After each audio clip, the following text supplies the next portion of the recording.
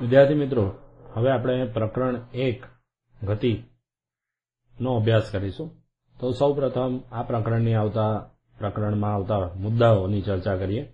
તો સૌથી પહેલો મુદ્દો જે છે એ પ્રસ્તાવના, ગતિ વિશેનો જેમાં ખ્યાલ આપવામાં આવે છે. ગતિ શું છે, ગતિનો સાપેક્ષ ખ્યાલ શું છે, અથવા કોઈ પણ પદાર્થ ગતિ કરે છે એમ ક્યારે કહેવાય, તો એના માટે આપણે સૌપ્રથમ જોઈશું પ્રસ્તાવના.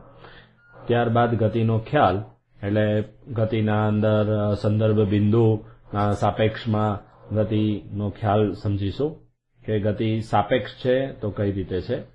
ત્યારબાદ પ્રકરણની અંદર આવતા મહત્વના જે શબ્દો છે એમાં સ્થાન, અંતર અને સ્થાન અને અંતર બંનેથી મળતું સ્થાનાંતર, એટલે કે આ બંને વચ્ચે શું તફાવત છે. સ્થાન જે સંદર્ભ બિંદુના સાપેક્ષમાં ગતિનો ખ્યાલ આપવામાં આવે છે એને સ્થાન કહેવામાં આવે છે. અંતર કોઈ પણ પદાર્થ જે પથ લંબાઈ કાપે એને અંતર કહેવામાં આવે, અને પદાર્થના સ્થાનમાં જે ફેરફાર થાય એને સ્થાનાંતર કહેવામાં આવે.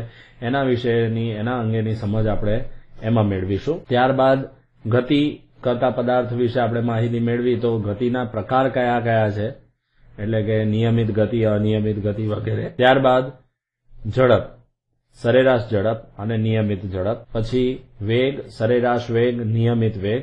ત્યારબાદ આપણે જોઈશું પ્રવેગ, વેગની અંદર થતો વધારો જે છે એ પ્રવેગ અંગેની માહિતી આપણે આ મુદ્દામાં મેળવીશું.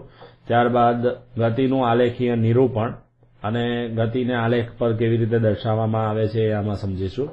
ત્યારબાદ નિયમિત રેખીય ગતિના સમીકરણો, એમાં બે રીત છે. પહેલી એક રીત જે છે એને કહેવામાં આવે છે બૈજિક રીત, એટલે ગણતરીની માધ્યમથી કરવાની છે. ત્યારે બીજી રીત જે છે એ આલેખની રીત છે, એટલે આલેખ ઉપરથી આપણે ખ્યાલ મેળવવાનો છે નિયમિત પ્રવેગી ગતિનો, અને રેખીય ગતિનો બૈજિક રીતે ખ્યાલ મેળવવાનો છે. ત્યારબાદ 1.10 ની અંદર નિયમિત પ્રવેગી ગતિના સમીકરણો આપણે જોયા બાદ 1.11માં નિયમિત વર્તુળમય ગતિ, એટલે કે કયા પદાર્થો વર્તુળમય ગતિ કરે છે અને વર્તુળમય ગતિ એ કયા પ્રકારની ગતિ છે વગેરે અંગેનો ખ્યાલ આપણે એમાં મેળવીશું. તો આ પ્રમાણેના શૈક્ષણિક મુદ્દાઓની સમજ હવે આપણે આ પ્રકરણ 1ની અંદર જોઈશું.